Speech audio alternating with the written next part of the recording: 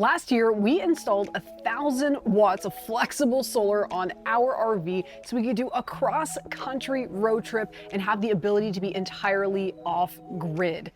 As we did a review of our flexible solar, we got so many comments from you guys saying how much better rigid panels would have been for our setup. We definitely face some struggles with flexible panels when we're on the road, sometimes kicking ourselves thinking that maybe we actually should have gone with rigid. So today we are going to be testing the panels that we used all of last year with a new rigid panel that we think we might be installing for this season of travels.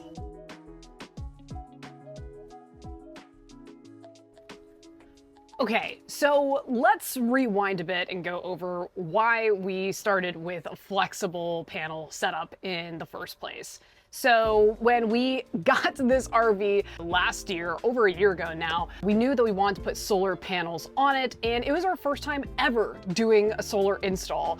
And there are an endless amount of solar recommendations of what you could go with for your RV, and each system is so custom set up to your needs. So we really wanted something that was simple and easy. The big panels to us were just very intimidating, so we thought flexible was actually going to be a way that we can hack our way into doing an easy solar install. Looking back, we definitely made a lot of mistakes in our first install setup, and we definitely have tons of ideas of how we can optimize this for our round 2. So we are gonna have 7 areas that we're gonna be reviewing today, and for each of those 7 areas, we're gonna be doing a point system. So at the end of this video, we will have a clear winner if flexible or rigid, in our opinion, is a better fit. But hopefully from each of these points, you guys can kind of take away some learnings of what might be the best setup for your own rig. Before we jump into those, let's show off our lovely contenders for today. So starting with the first panel that we'll be reviewing today, this is what came off of our RV. So this is a BougeRV arch panel. It's a 100 watt panel. We put 10 of these on our roof last year. So you can kind of see the residue. We installed them with VHB tape along the edges. We had mixed performance with these. Honestly, like performance we were pretty impressed with, but durability we had some concerns. But if you've been tuning into our channel, you know that we just redid our roof, which meant that we got to take everything off the roof and reconsider what we want to put back up there. So today we're going to look at a new panel. And this panel is from Rich Solar. This is their Mega 250 panel. So it's 250 watts. The reason why we chose this size specifically was it seemed like a really good fit for our RV roof to fit alongside of our AC on both sides of the roof. We wanted to go with a larger panel so that we didn't have to put as many if we wanted the same amount of output. So this 250 watt panel is a good balance between not being like too intimidating in size that it's hard to lift or hard to move around, but it's also big enough that we shouldn't need that many in order to get the power needs that we want. So the reason these are sitting out in the sun right now is I've actually been letting them heat soak. It is like crazy hot in Key West right now, so it's gonna be interesting conditions to do some performance testing today. But with that, let's get into the first category. And I might just butt in for 1 second before we get into the category. Just want to put some disclaimers here that, for one, yes, we are testing different wattage panels, and that's simply because that's what we have on hand. That's what we will be using. So we're gonna do our best to keep all the comparisons as equal as possible. And also the other disclaimer is that this BougeRV panel, this has been used for the past year. This was on our roof, we took it off, and now it's on the ground. And the Rich Solar panel is essentially brand new. Took it out of the box a couple weeks ago, and we are pretty much just using it for the first time. We are gonna do the best job possible to keep this test as fair as possible, because we're gonna be the ones using these panels anyway. So we wanna make sure that we are going with the right choice with what we're putting back on our roof.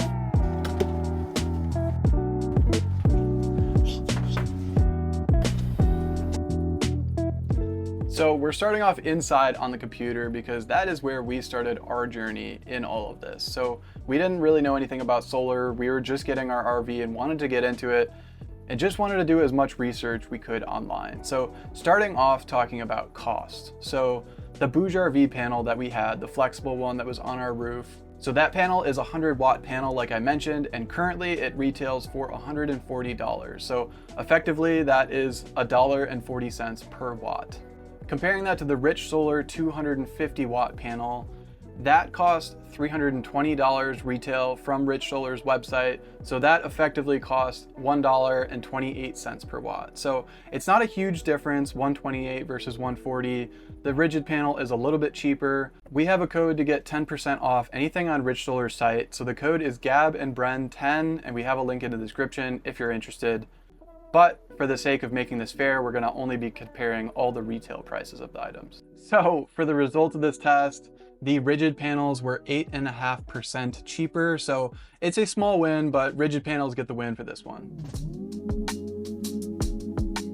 And I am going to start on the couch because when we started this entire research process, Brendan was doing all the research while I was just dilly-dallying on my job. Thank you so much, Brendan, for all the work that you've done to getting us here today. The first section, cost. Rigid was a slight winner. The second section we're going to be getting into is going to be weight.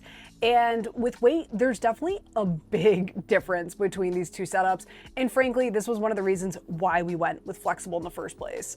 So with the BougeRV panels that we had, they each weighed 3.81 pounds. That is insanely light.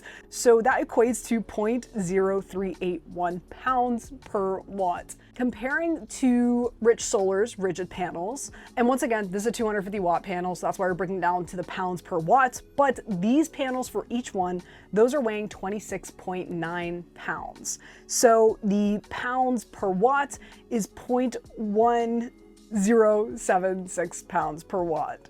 So the winner clearly in this category is going to be flexible panels, as they are 78% lighter. So that's going to be one for flexible and one for rigid.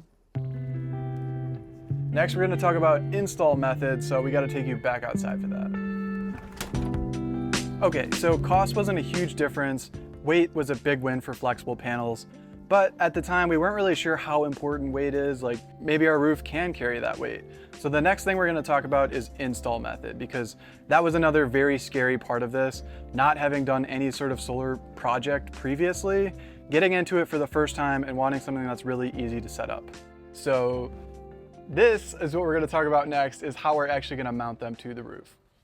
So first, talking about flexible panels, what's really nice about these is you can stick these right to any surface you want. They can be mounted really low profile, and a lot of people just mount them with adhesive on the back. You just have to buy a special type of VHB tape, put it on the back, and typically that'll be enough to stick to whatever surface you want it to. It really is a lot less intimidating than screwing holes into an RV, and definitely was a compelling option the first time that we went through this. Next, moving over to rigid panels. Any way you slice it, I think you're gonna need to screw rigid panels into an RV roof that you have. Basically, the minimum setup that you could have for a rigid panel is some sort of Z-bracket system. So some sort of bracket that connects to your panel and to your roof. You're gonna have to be drilling and screwing holes into your roof. And at the time, that sounded so scary to us. We did not wanna do that. But since we've done this big project and we rebuilt this roof from scratch, we had to drill a bunch of holes in it already to put like our skylights, our fans, stuff like that into the roof. So we kind of know what that process is like, and we also know what the roof is made of. We are actually taking this one step further. We are mounting our brackets to this aluminum unistrut panel. And we're gonna talk more about this later, but this is gonna give us a huge benefit in being able to pull these off easily if we want them to. But I think ultimately, ease of installation, the win is gonna go to flexible panels for this one. So right now the score is 2-1 for flexible panels, and this was enough at the time for us to be sold on flexible panels. That's why we went with it last year to install on our roof. But good thing that we have a lot more experience now, and we're gonna go into these other categories that are also really important. So the next one is gonna be talking about size. Now, both of these types of panels come in all different sizes, but typically flexible panels are gonna be offered in smaller size variants. The most common for these are gonna be 1 to 200 watt panels.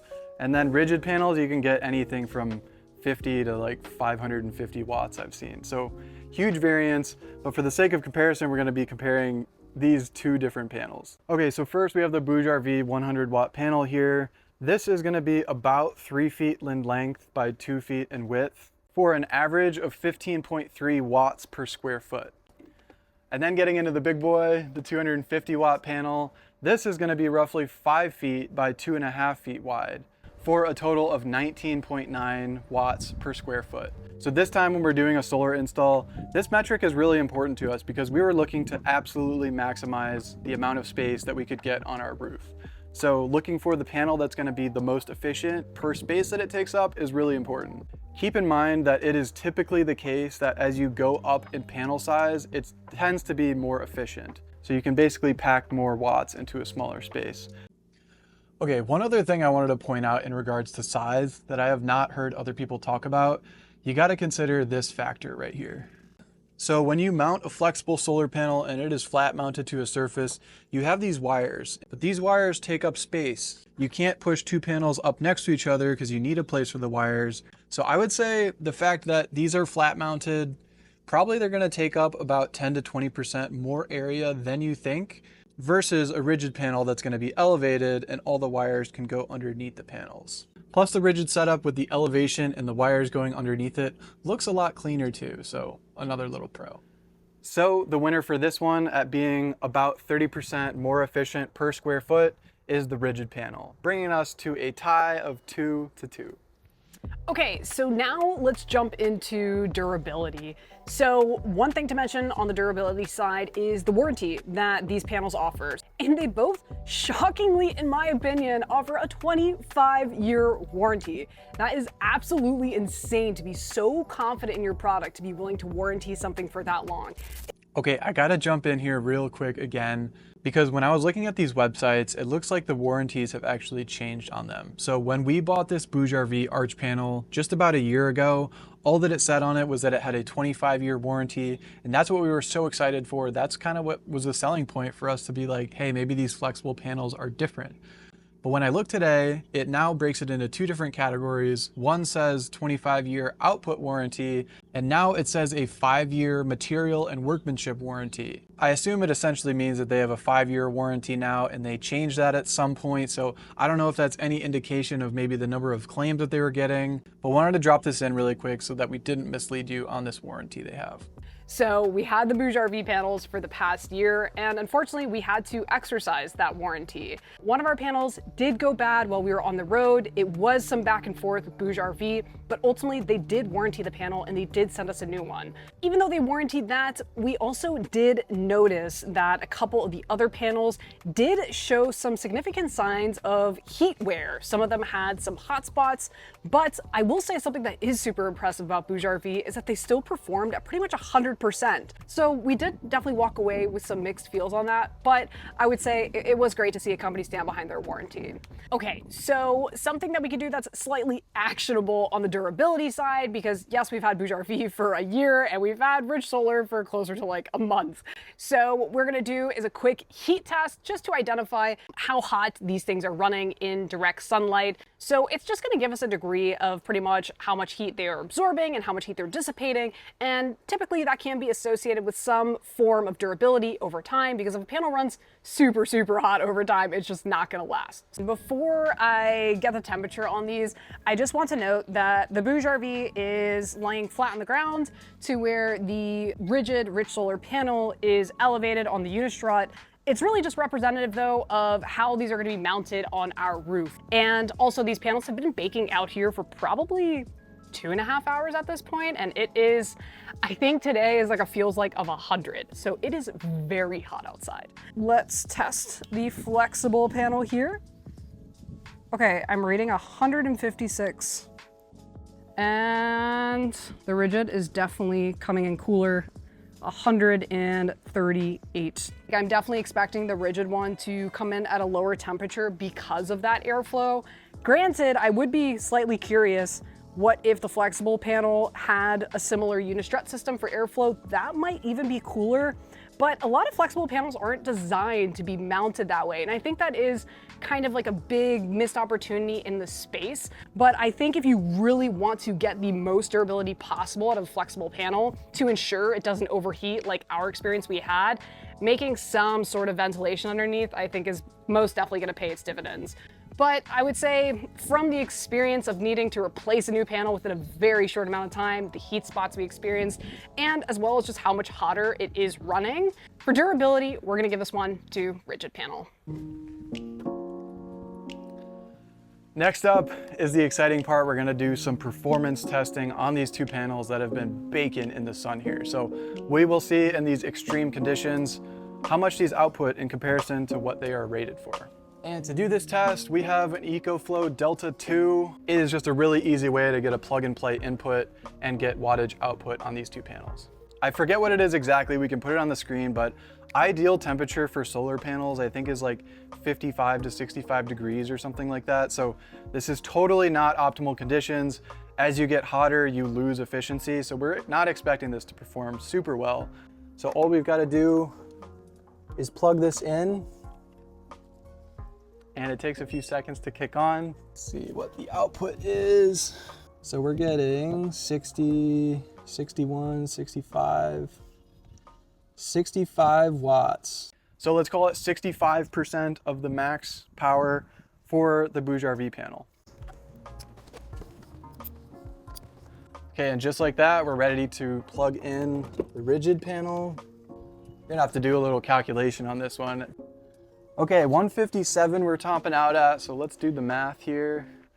157 divided by 250 is 60, let's call it 63% efficient. Based purely on how they perform in extreme heat, BougeRV was actually a little bit better, so a little bit surprised by that. But next I want to do a shading test to demonstrate the capabilities of these two panels as well. I am gonna go to this rich panel and I'm gonna cover up one whole cell. With that, we're bringing in 103 watts. Now moving that to the middle, we are at 100 watts, bouncing between 100 and 99. Now, this is to be expected. I knew exactly how to test it because this panel is split into basically two panels. So if you shade this entire side, the other side is still gonna produce. But if I put this right in the middle and I shade some of both panels, that should drop the output to 0. So it didn't drop to 0. We're still getting some output, which is actually pretty nice. I thought it was gonna be 0. I'm actually a little bit impressed by that. So I put it right in the middle. It's covering probably 6 cells on each side of the panel, and we're still pulling in watts, so I'm pretty impressed by that. Okay, now testing the flex panel for shading performance. Similar to the first one, I'm gonna cover up one full cell here on the panel and see what we got. So it looks like we've dropped to 0. Completely at 0. If I remove this, it should jump back pretty quickly. 65. So after performance testing, it's really tough to come to a conclusion for the winner here. The flexible panel actually did outperform the rigid panel, but only by a small margin, about 3%. But then the rigid panel was a heavy hitter in terms of shade tolerance. So I think those two things cancel out each other a bit. For the sake of including all those factors into this, we're gonna call this one a draw because it's just really not a clear winner for this category. Okay, we have made it to our last category, serviceability. So serviceability is huge when you are considering installing your own solar system. Of course, it's something that you hope you never have to deal with and that your system will last a very long time. Unfortunately, that's just not always the case. For serviceability, it's something that we are most definitely keeping in mind. Say with this rigid panel system here, we can see that we are going with a unistrut system here. So pretty much you have these inserts that go in the unistrut, and then with these Z brackets, they attach to the unistrut. So the only holes that we will be creating are going to be in the unistrut itself, and that's gonna work really well for an even weight distribution across our roof. You could make your own unistrut system for a flexible panel as well. However, that's a very custom build. Those panels are not designed to do that, to where with rigid panels, they have all of these solutions, Z brackets, the unistruts, everything that's ready to go, and they're designed to be used with a system like this. So if we had an issue, say with this panel here, all we'd have to do is undo these bolts, and then this is off and on its way. It's something that, once again, you hope you don't have to do, but when you do have to do it, it's gonna save you so much time and frustration. So if you haven't gotten a hint at this point, serviceability is definitely gonna be going to rigid panels. So, should we declare our winner?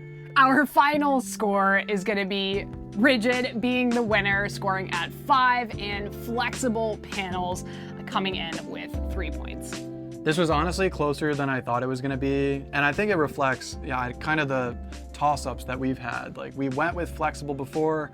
I think to a certain extent, it's just nice to try other things that are out there. So now we'll get a chance to see, a year of flexible on our roof. Now we're going to be going with rigid. Ideally, I'm not gonna lie, I do wish there was some in-between option with like a flexible panel with some rigidity. Right. I do think there's a sweet spot in the market where that would do well. I'm still a fan of flexible solar. I think it absolutely has its use case, and honestly something that's kind of been fun with us taking the panels off of our RV. We've been snowbirding at Leo's campground in Key West, which is my parents' campground, and we've actually repurposed those panels for their golf carts, and what a fantastic use case. They were having to plug in their batteries for their golf carts like every 3 days or so, to where now these golf carts are sitting at 100% nonstop and they never have to plug them in. Yeah. It's definitely, we're not stepping away saying we would never do flexible again. I actually would be open to doing it. I would definitely do it another way. I wouldn't recommend direct VHB tape, but we're gonna be having clearly less quantity of panels on our roof, which is gonna be such a big benefit, because if something goes wrong, it's just less moving parts in general. So if you skip to the end part of this video to just see the total of which one wins, I don't think it's that easy, because there were a lot of points that we dropped throughout the video. It's not an easy call to make. This was the point total and rigid did win, but there's a lot of other factors to consider. And also, if you guys are looking to purchase your own panels, like Brennan mentioned earlier in the video, we do have a promo code with Rich Solar. So Gab and Bren 10 is that coupon code. We'll also throw up a QR code here that'll take you directly to our affiliate link. So guys, that link, we do get a kickback from that. It does help us support the channel. We definitely don't want to pressure you either way. If BougeRV is a way better fit for you, absolutely feel free to go that way. But if you are looking to purchase, we'd appreciate the consideration, as it helps us support this channel. So in the coming days, now that we have our clear winner, we are going to be installing these Rich Solar panels on our roof. So most definitely an install video will be coming your way, and fingers and toes crossed that this is an easy install process. We have been up on that roof way too much. So I'm hoping that it's a smooth install. So guys, that video will be coming your way soon.